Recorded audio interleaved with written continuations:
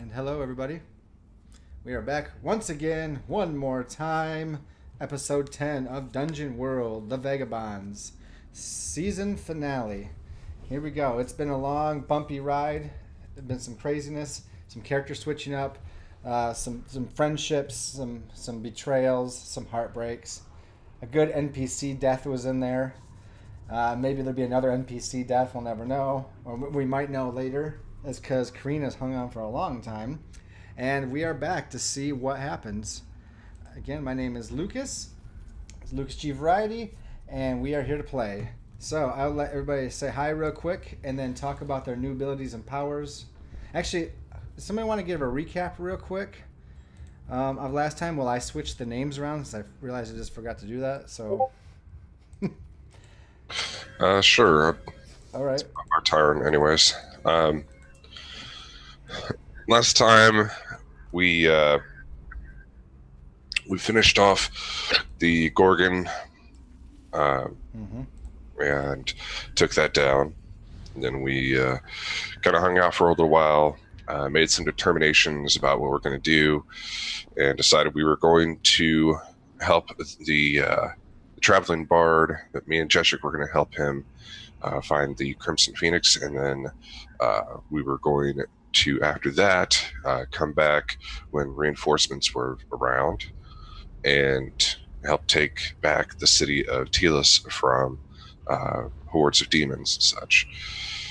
So we made our way northeast and then northwest from there, passing by the small town of Lyska to kind of figure out exactly what's going on with a small town of halflings and goblins we named affectionately hoblins. And I sent off some ravens with Freya. We got a few little pieces of information here about what might happen, what their defenses are against the demons that are going to be pouring out of Telos. Then we moved on to Golden Crescent Harbor. Crescent Moon Harbor. Crescent Moon Harbor. Sorry, I don't know why I keep saying Golden. Crescent Moon Harbor. And we were kind of astounded by everything that was going on and trying to figure out exactly what we should do with all the temptations and everything there. We eventually figured that we should just go up to the casino one way or the other, and I have a dragon, so me and Arya hitched a ride with Tyroxnir, and Kareen hitched a ride on a frog, and Jeshik just hopped up on one of those bad boys and damn near crashed for his life. Collateral damage was a must. Yes, and then we eventually got up to the entrance to the casino, and that's where we start our tale this time. Thank you very much. You may have you guys marked yourself at 0 out of 13 XP, I believe, where it should be, so Freya, you can have an XP. Okay. Thank you. Yeah. And there we are. I think that covered pretty much everything. So, I don't know how to explain the Platinum Flame Casino, but we did before. It had a giant torch on it, torches all around it, all shoots out silverish fire, right? Like, the gas bill must be amazingly expensive here. I can't even imagine how much they spend in fossil fuels or whatever it is they burn. It's probably still magic based, but it has to take a lot of energy of some sort, right? And we can figure out, we can see basically, let's think of a casino, a Vegas casino, but in this high fantasy reality. There will be these screens everywhere with promotions on it and all kinds of loudspeakers, no clocks, lots of oxygen pumped in, and bells, whistles, and lights everywhere, right? Like Jessica had just come in beforehand. I imagine, but I don't know, Jessica, how you're feeling in the first time in the big city here. Jessica is thoroughly and completely overwhelmed. Like the bells and lights and whistles, this is antithetical to everything he knows. He likes trees and creek, and this is just like overload. First time at the county fair. That's true. the county fair jacked up on steroids times 10, right? Oh, my blinds a little bit here. So you get maybe caught up in that a little bit, which gives just enough time for your companions to walk in and join you. And Taraxnir is in full. Is he in full dragon form? Yes, currently. Though he'll probably, I don't know, he might switch back once we get up here. Okay. Like, I'm not forcing him to, though. No, that's fine. And that's right, you met a halfling last time that you said, oh, a hoblin. Yeah. A hoblin. Hoblin. A hoblin last time that you said that, chronic strengths. Oh, I went past it. I don't remember what his name was, but. Heron Tat. Heron Tat. I thought I put it in there somewhere, but. You did. There it is. Heron Tat. He said that you would try. He gave you the information like, hey, you just basically go make some noise, and you're gonna be very popular, right? Mm-hmm. So you walk in there, and the other three of you, and Kareen and Taraxnir come in, and you're getting all kinds of looks and stares, and there's birds chirping everywhere. It's weird. This is a medieval fantasy casino. I don't know. That's like the winning, like when someone wins on one of the one-armed bandits. It's like chirp, chirp, chirp, chirp, chirp, and all these coins coming out, right? Anyway, yeah. Flying snacks. Yeah. And Taraxnir is just like his tongue is just smelling in the air. He's like, Freya, can you smell the delectable, bountiful feast that is before us? And you look over at the buffet area, but he's not looking there. He's looking where all the money's coming out across his way. He's like, I'm so hungry. So hungry. And then now people are coming up, they're like, whoa, the Dragon Knight, the Bard. This big guy here, I think, was involved in that accident outside. I don't know. Anyway, he's with them. He must be cool. What do you guys do?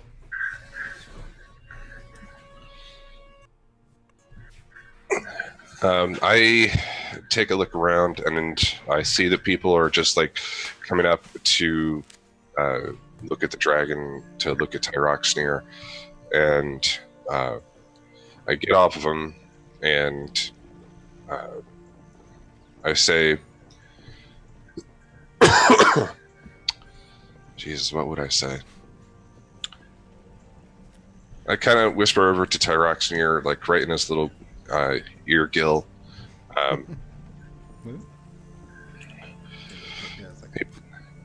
Hey, buddy. Yeah. If you want to just, have your fill, that's fine, but don't let anybody catch you and don't become a problem. All right? Well, don't you have some gems on you? Give me that as a snack, maybe? All right. If you do, I promise to behave till we figure out what's going on. Well, I promise to try to behave, maybe to not arrow. And he just starts to stop talking and kind of like pretend like he finished his sentence. Mm-hmm. Yeah, I look at him kind of like, all right. We're the Dragon Knight. Dragon Knight, come on. Here, open your hand. And I just drop the bag in there. All right, it's like this grape, and he's just like, yep, that's great. And it's like, good people, and they're all like, whoa, he speaks common, and they're enamored. So, I'm gonna go up to Freya, like, friend Freya, what are they doing? I believe they're just looking and talking at him. That's probably the first time I've ever seen a dragon. Much less one that talks to them and doesn't bite their head off. Gesturing at the casino full of people. oh. Yeah. Oh. Freya still says that. She's a little arrogant herself, but she's savings in this stupid game. Yeah. She says they're doing something called gambling, Jeshik. I don't know if you've ever done it, but you put money on the line and try to win something, but it's all on chance and probably not in your favor here. We have played dice at the monastery, certainly, but I don't see any dice. I just see boxes. You're just going on about the casino. The serpentine head of Taraxnir like coils around you, and on the other side he's like, "Oh no, there are dice games, and there are card games, which are little pieces of paper, but there are dice games. Papa needs a new pair of shoes, if you know what I mean." You said you behave. Oh, should I try? Hey, people! And he goes into the crowd, and they're just like, "Oh, he's so nice." I'll probably chase after him. Is this a good time to reveal my bond with Freya and Tyroxnir? I think it's a great time to reveal any new bonds or anything for the audience's purpose. This is great, yes. For Freya and Tyroxnir, Arya feels like Freya is a bit too goody two-shoes for Arya. Tyroxnir, however, that's the end of it. Oh, that's it? That's all we get? I'd say that's probably. I mean, Arya's still on Tyroxnir, so I imagine that's probably still in effect. Yeah. Are you still sitting on the back of the dragon area? I haven't done anything, so if he's going off to do his thing, I'll tag along and do some. And some people are like, "Wow, it's the minstrel and the bard." And Kareen just like says a little like da, da, da, da, da, and something like that to showcase the dragon, who's just like, "Me? Oh, my feathers are preening, my crystalline scales are gleaming," and so forth and such things. What other bonds do we have now that are established that maybe have not heard before? I'll just list mine off real quick. Yeah. Mine are just kind of like a completion of the ones I started. Mm-hmm. The first one is with Jeshik, and it says, Jeshik was with me when I first met my dragon, and has been my partner for years. I trust that he'd have my back implicitly. All right. My second one is with Arya, and it says, my dragon seems to like Arya. They must be someone I can trust. We'll see if they can earn my trust as well. Excellent. Good old Jessic. So I've got two with Freya and Tyroxnir, since we've been traveling for so long. The first one is that we do not walk the same path, but we travel the same road, which is to say that I am essentially not a pacifist, but I walk the path of peace. Obviously, Freya and Tyroxnir do not, but we're both aiming for the same thing, which is peace in a greater sense. The second one is that fire may warm or burn just as water may quench or drown. It is not the nature of the element, but how it moves, which is to say that they use violence to quell problems, but I recognize that peace as an inaction can also lead to harm, and so I acknowledge that it's I'm at peace with their methods. Oh, yep. And then the third one is between Jeshik and Arya, which is to say it is better to drink from a rushing river than from a stagnant pool, which is that I can tell that Arya is not a person who is at all in my path. He's unpredictable, wild, and reclusive, hard to predict. But he has these fantastic stories from the outside world, things I've never heard of before. He has these fantastic tales, and I'm thirsting to know more about them. All right. Yeah, that's right, country boy. You are in the big city now. Living some of these stories that you've only heard about around the campfire. All right. Good. We established these bonds, and I think this is a good time that you guys are sitting there, and a lot of play and a lot has stopped, and a lot of attention is drawn to your group. Like, the dragon is the one that does it, really.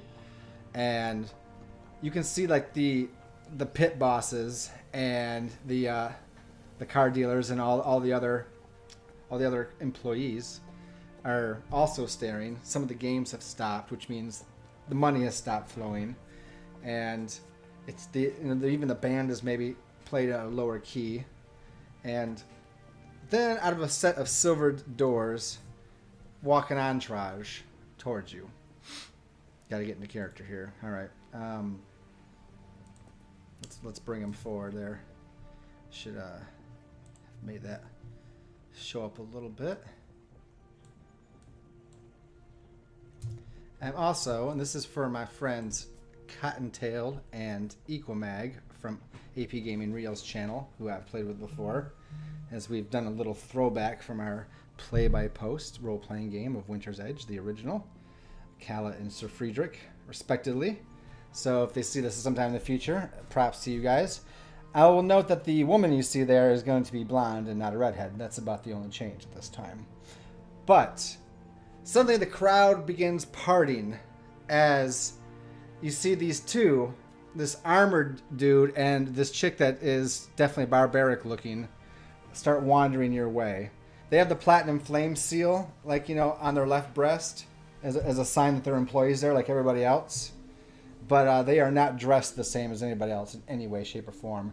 The fully head-to-toe plated knight, he might not be as quite like gold out of the visor as like picture portrays, but he's head-to-toe covered. And he can tell that he's definitely of some holy knight, maybe not holy knight, but definitely a knight of some sort. Maybe not like the dragon knight, but he's got a large broadsword and a shield. And his sword, actually, when you get a good look at it, is actually the sword itself corkscrews around, like the blade twists as it goes forward. You can kind of see that on his side. It's very interesting. And then the woman on their side has got a gigantic battle axe on her back, and she looks rough, like rough and gruff and tough. And they start marching forward, and then they get up there and like, all right, back up, says the woman. Get out of the way or I'll punch you in the face. And the people are like, oh, okay. And they start going outside, and the other guy's like, hello, friends. We heard that you were in town. Glad to make your acquaintance. I am Sir Friedrich. My counterpart is Kella. We are part of the security here at the Platinum Flame Casino. And we thought we would give you the introductions that you so rightly deserve. He goes, may I ask your names just to be certain of who you are? He lifts up his visor then, and you can see he's like a normal human dude underneath. Is Freya anywhere near to him? Yeah, I think you guys are all kind of in the same area. Okay. Freya like bows and rises up, and she says, my name is Freya, and this is my partner Tyroxnir. Ooh. He bows. And she says, we were actually looking to speak with you. A friend of mine has, an offer. And she kind of looks to Arya.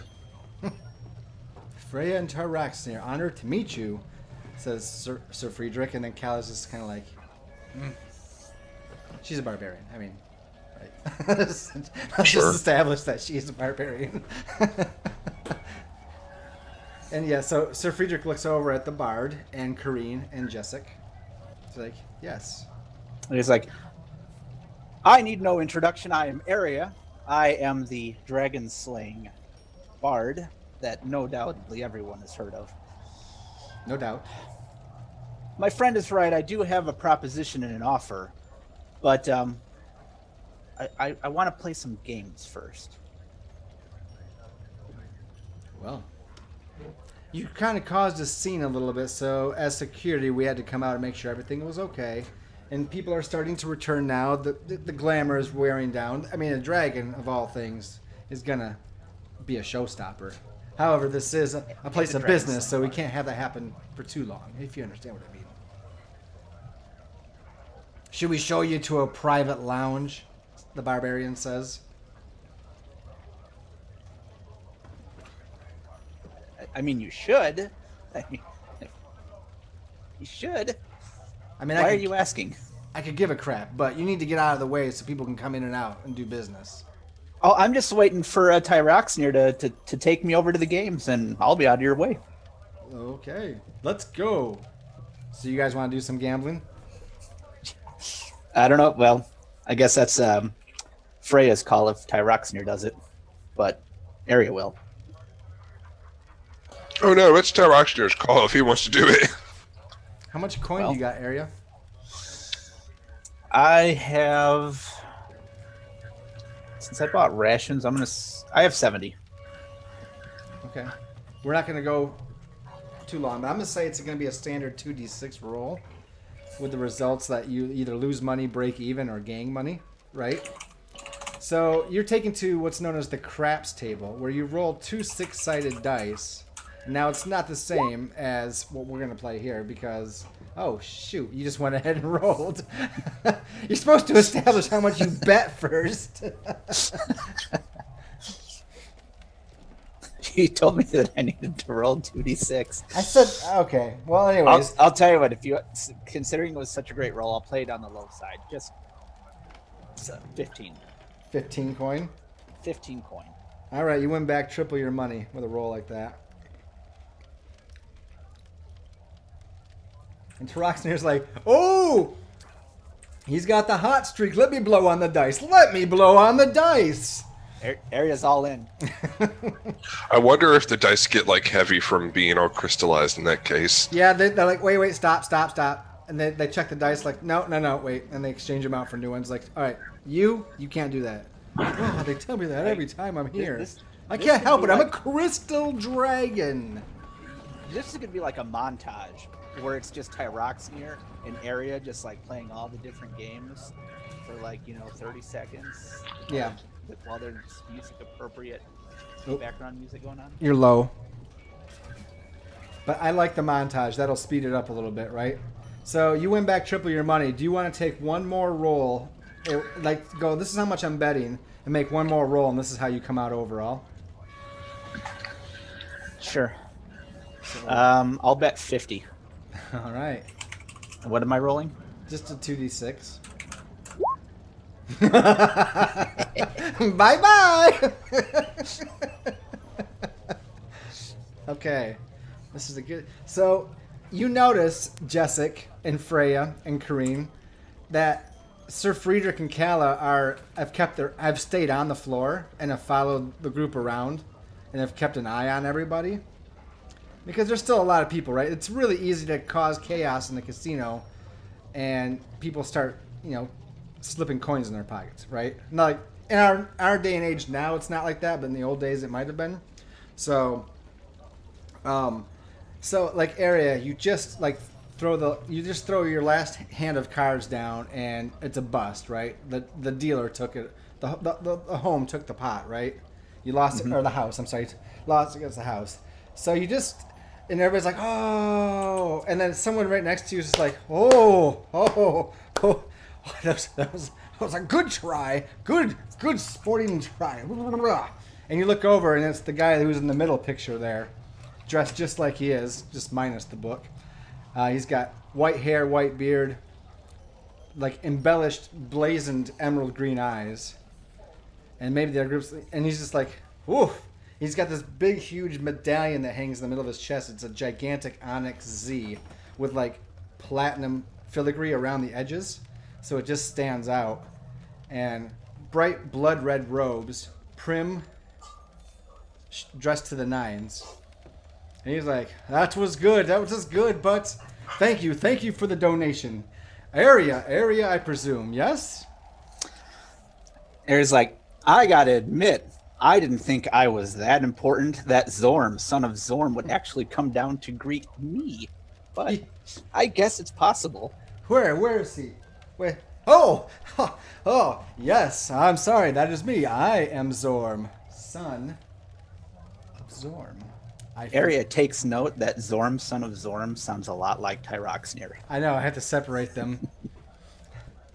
I'll wear the hat for Zorm as he's wearing a hat. He's like, I know, I realized it last week. I started doing interaction. I'm like, God, that's how I do Zorm's voice. Oh, well, we'll just have to do the best we can. So he's like, you have come and made quite a bustle in the last few months. He goes, I wanted to come and personally greet you, but I wanted to wait till you lost your money. So it didn't look like, I did it or anything. No. We're fair here to most all of our patrons. And he goes, may we step into a private room, have a drink, and discuss some things?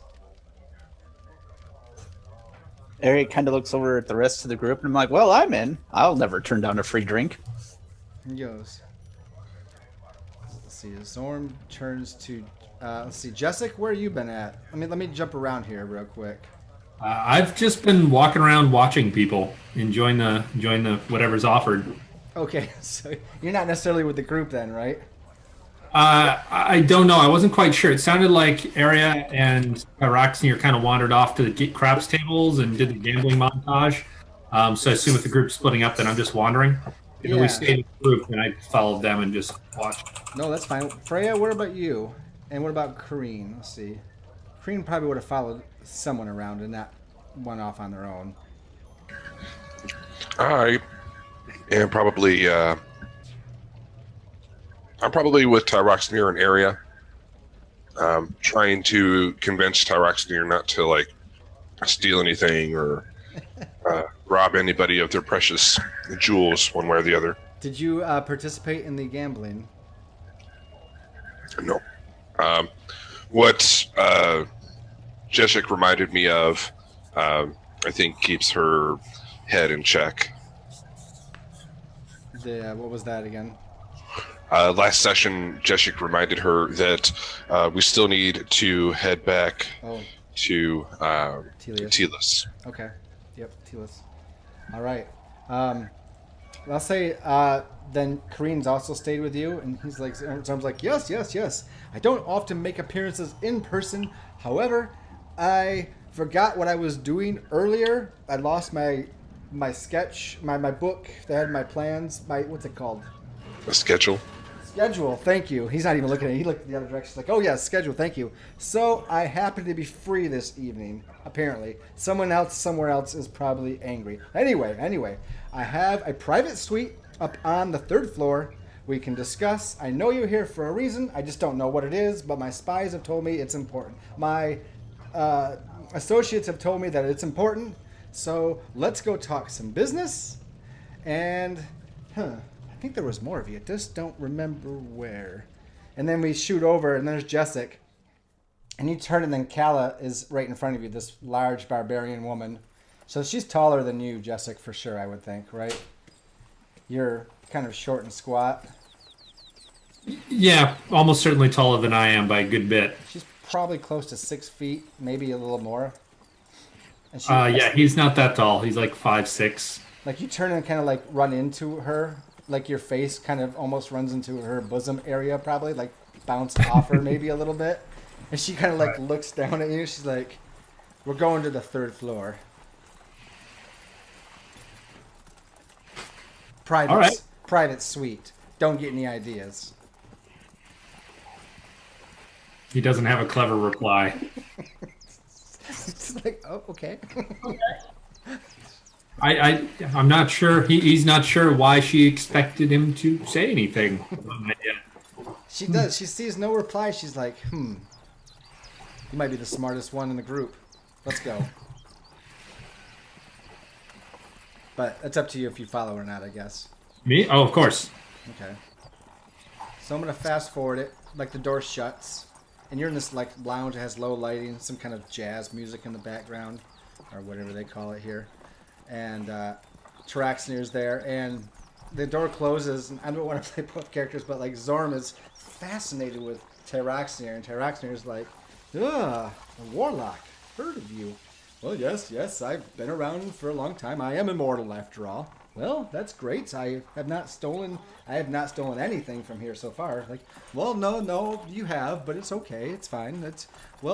And they're doing that for a bit. One is bumbling and old and seems to forget his place, and the other one just likes to talk. I just like bump Tyroxenir on the head with the crystal gauntlet. I'm like, hey, hush, we need to talk to this guy. Oh, yes. And he actually like stuffy in here. All right. And he like poofs and becomes like fairy dragon size. Okay. And it lights on your shoulder there, just kind of like, how is this? Is it better? Much better. Thank you, buddy. So Zorm's like, please sit down. Have drinks. Have what you want. Food's here. He's like, wait a minute. Nope. And like some wine and some decanters of good fine alcohol like appear on the table in front of you, and some other, and water and tea and like juice. And he's like, He looks over at Jessica. He's like, "You look like you're hungry to me. Are you famished?" Always. He's like, "All right." And he flicks, and there's a roast pig, and all the trimmings and all this stuff. He's like, "Please dine in. You are my guests. I mean, you lost a lot of coin here tonight, so the least I can do is get your meal. Isn't that right?" Okay. He says like nothing in particular next to him.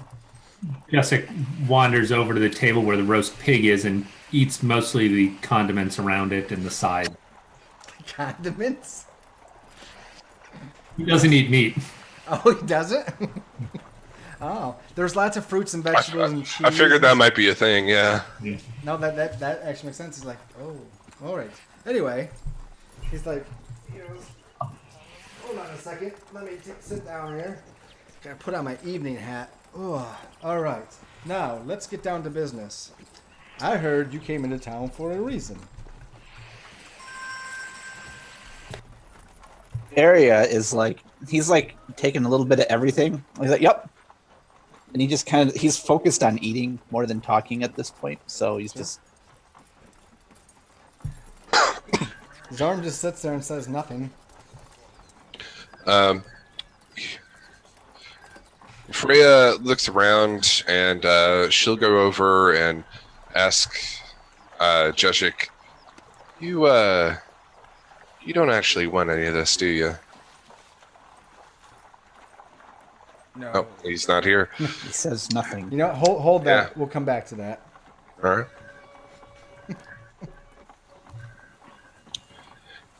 All right. So eventually, we'll just say Area finishes eating up, and he's like,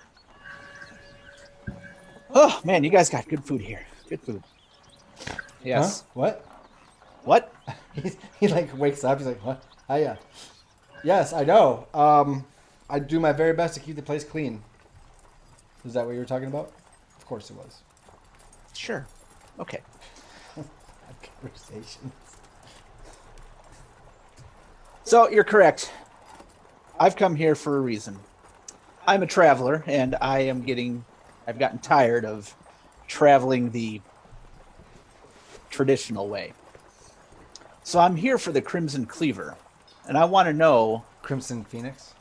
Crimson Phoenix, yes, sorry. Hold on 1 second here. Oh, okay. All right. Too many. Thad's just too away many on the phone. crimsons. Okay, Yeah. that's fine. Sorry. Go ahead. Say that over again. So I'm interested in acquiring the legendary device, which fits a legendary bard such as myself, called the Crimson Phoenix. Oh, okay. What now? You said Crimson Phoenix. That's been a long time since I've heard that name. The one and only. May I ask where you gleaned information on such a precious legend myth that might not even exist? That I have it? Why would I have it? Who told them I have it? I'm a bard. You are the bard. The tales you must tell. Seriously, I might have to offer you a job here later on when this is all over with. Yeah, and I got a few other ideas too that might help make you some money.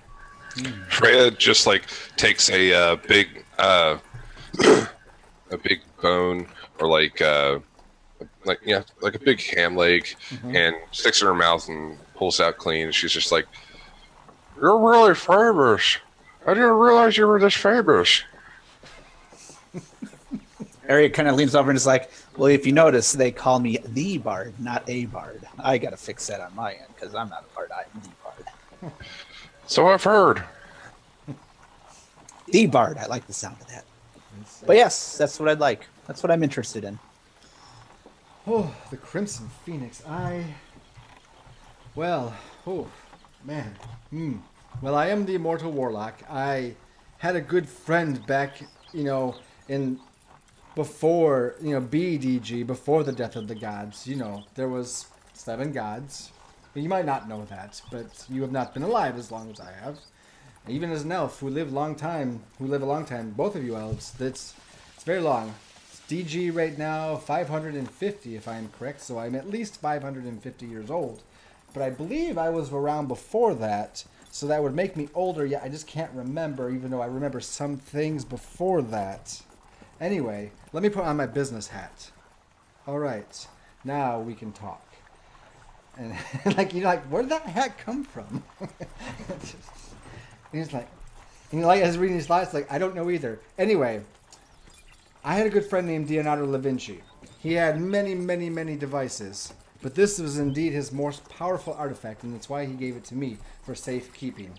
I many times wanted to drive her. She is a ship, after all, capable of flying through the air, as well as sailing the sea, and I've even heard it's possibly submersible, although I have not tried it.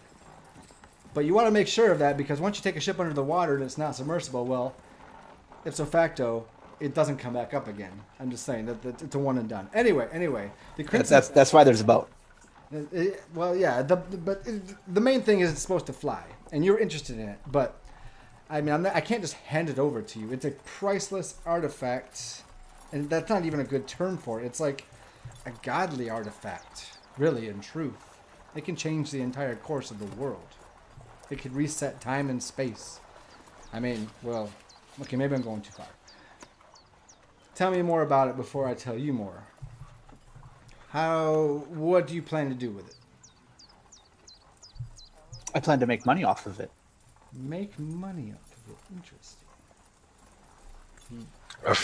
Freya looks up and over to Arya, and she's like, "So wait, the whole reason we were here is just to make money?" That's the reason that I'm here, but we can still kill two birds with one stone. All right. Karina's like, he looks over. He's like, a deal's a deal, Freya. Don't worry. A deal is a deal. Karina's like, we have not forgotten about Telis. I'm going to hold Arya to his word. I've known him for a long time. And he hasn't always held to his word, but he's going to hold to it this time. Oh, we're not bringing up that argument again. Oh, wait. He turns. It's like, you do not want to start this right now, all right? I'm working. Freya just says, "Thank you, the minstrel." Just Kareen's fine. My head is slightly smaller than his. All right. Well, so I'm just like, thank you, Kareen. I was just like, okay, all right. Here's the thing: I can't give it away for free. So I can offer you two choices in which you can earn the Crimson Phoenix, if it's even a possibility. One, I would ask a single item or benefit requirement of some sort, one from each of the five of you. And I mean the five, I'm sorry, he says four. Each of the four of you. He's looking at everybody but the dragon. He goes, all of you would have to agree to that term. All four, all or none, or it's no deal. Or the other one would be to participate in one of my weekly competitions that I hold. You've no doubt heard of Zorm's Adventure Quest. The competition where competitors compete to survive dungeons for fame and glory and power and money. Well, you would get that. But if you went through a special edition that I set up for you, you would not only earn the money and the fame and have possible future work, but I would then think about bequeathing the Crimson Phoenix to you. Freya looks him over and she's like, I'm gonna let my cat out. I keep talking. Okay. She's like, I wouldn't mind having to fight for it, but I don't want to have to kill those that I fight. As long as it's not to the death, I'll do it.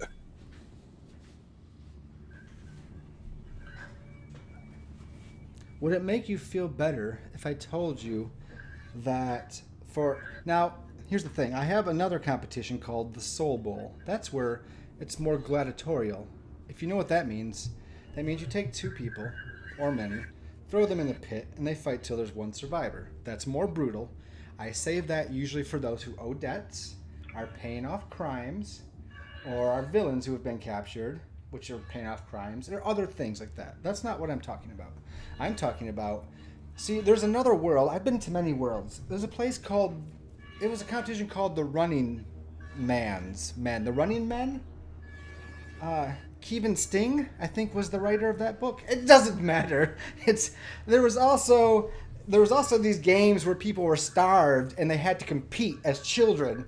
It's a lot like that, but I invented it first. It doesn't matter there either. You go in as a group, and all that survive get awarded. But you go through special alternate parallel universes and dimensions where you fight things that aren't necessarily real. They're set up for my creative team. So you're not necessarily murdering innocent people.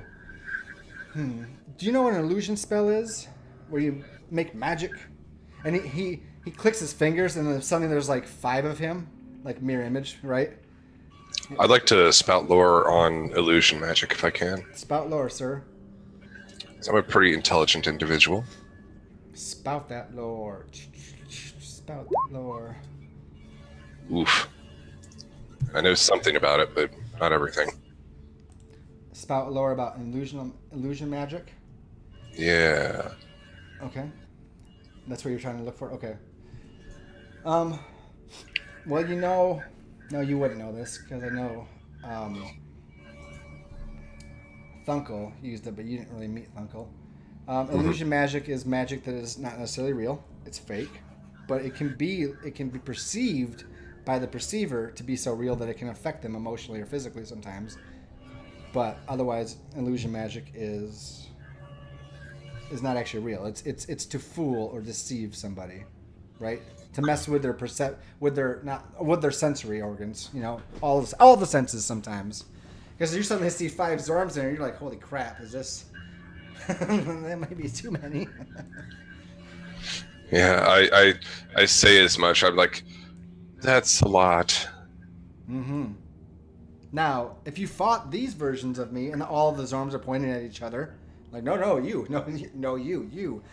And he snaps his fingers and they're gone. He's like, and you destroy them, it looks to the audience and maybe even feels like you slew them, but did you really? The audience doesn't care as long as they're pleased. I make lots of money.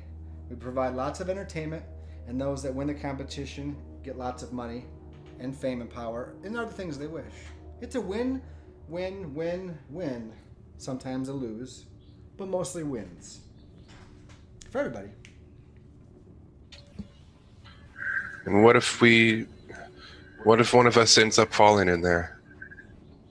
Well, that is part of the danger. You can, here's the thing. Everybody who wins gets 2,000 coin. Individually. You can make a non-refundable deposit of half that amount before the games begin. So if you do fall, we can resurrect you. But that means you only come out with 1,000. But you have to compete. You have to complete the competition. If you don't, you get nothing. However, you're still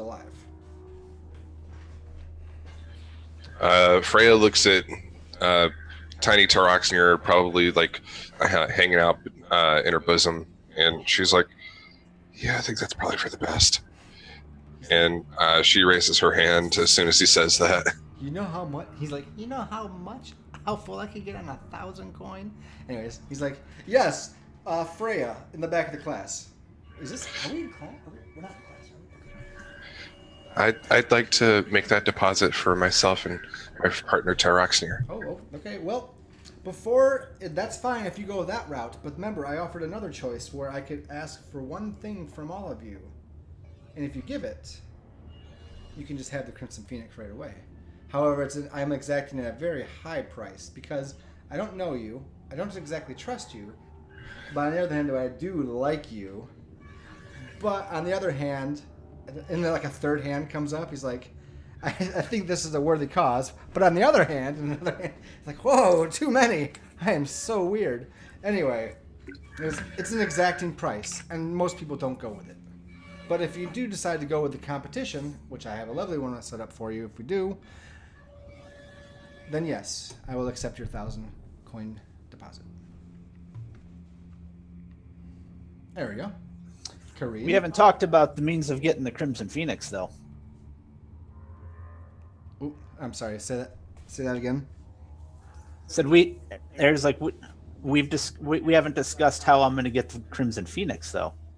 How you get it? Mm-hmm. You make one of the two choices, and if you either give me the prices I asked for or compete, and if you win, you earn it. You'll need in addition to the gold. Yes. I'm just not going to tell the audience that because no one really knows that I have it. And I would ask you again how you learned of it. I would really like to know the story. I can make some guesses, but I usually guess wrong, and I don't like to be wrong. However, yeah, you compete. That's the door prize. It's actually the best prize. I just tell the audience as normal, hey, they earn their money, blah, blah, blah. But afterwards, behind the scenes, it's called, off stage, like a theatrical play, I give you the ship. You'll need a crew, but I'll provide it.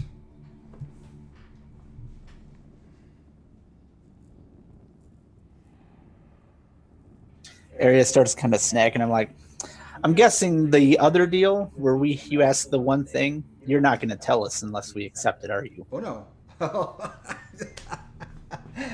That's entrapment. No. I got in big trouble with that from my partner/partner before. Didn't I, hon? Yeah, I got in big trouble. Yeah, she said I got in big trouble. No, I have to tell you up front. And everyone has to agree or no deal. And you can walk away. It's fine. Arya kind of looks back at Jeshik and Freya and Tyroxnir. I will freely put the offer on the table, but it's up to you. Jessik's like nowhere to be found at the moment. I see his shadow moving in the room, but he's on the phone. So Karina's like, I'd like to hear his offer about just getting it fast, but it doesn't sound like we're going to want to pay it. But I at least hear it. But I'm ready to compete. I mean, you know me, I'm up for fame and glory, just like you, Arya.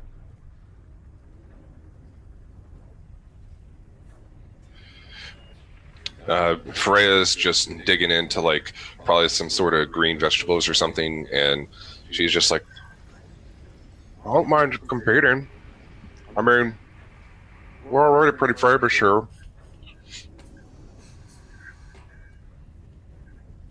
What was that? We're already pretty what? Famous. Oh, We're already pretty famous here. So, Jeshik, what do you think? I think that is a fantastic idea, and I'm all for it. Which one? I have no idea what you're talking all about. right. I thought that was going to happen. Clue him in real quick. I'm going to be right back. So. Yeah, sorry, work call. That's fine. No, it's fine. So Warlock told us that Zorm, Summon of Zorm, told us that we can either... Bless me. Sorry. Zorm, Son of Zorm, told us that we can either all chip in on valuable artifacts that we have and give them to him, and then he'll just give us the Crimson Phoenix, or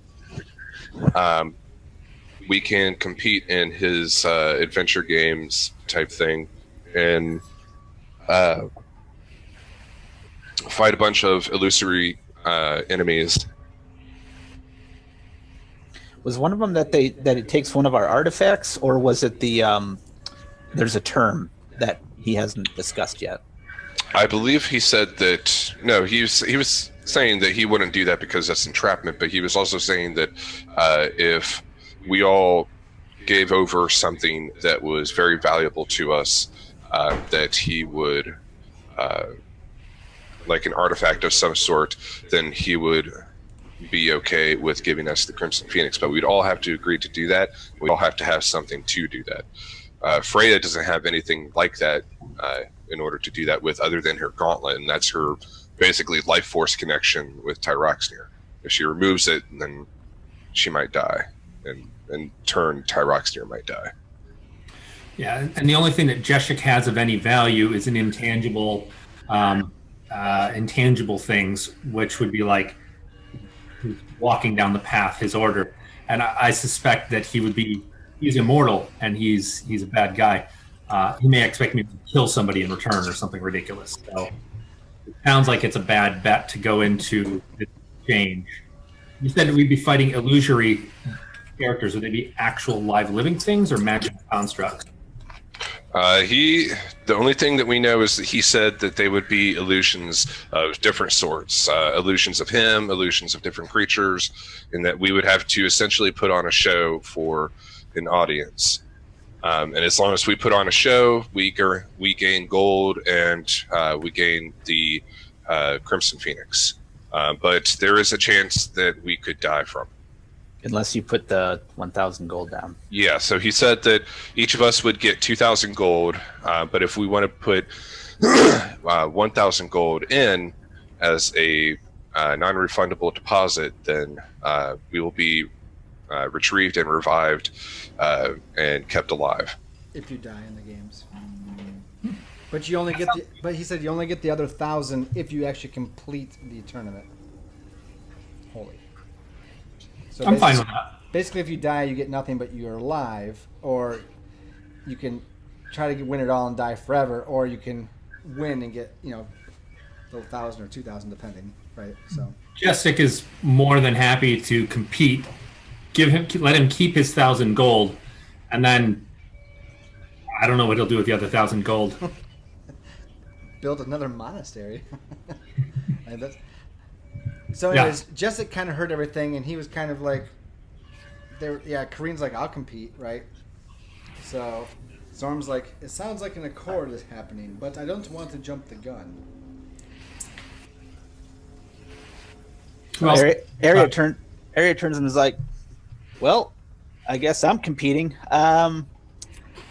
But even though it's highly unlikely, I don't think this world is ready to lose me just yet. So I will take that 1,000 gold deposit. Because really, it's not 1,000 gold deposit. It's an extra 1,000 wager. You win 1,000, you have the chance to win 2,000. So you're not losing anything by giving it to him. That's true. And just between you and me, he looks at Jessic and he's like, and her, and him, and her. He points to like someone who's not there on his right hand side again. He's like, the money I make from one of these special events alone, I'm so rich. Anyway, I make so much coin, it doesn't even matter. It's a drop in the bucket. I just gotta pay those clerics to bring you guys back to life when you inevitably bite the bullet.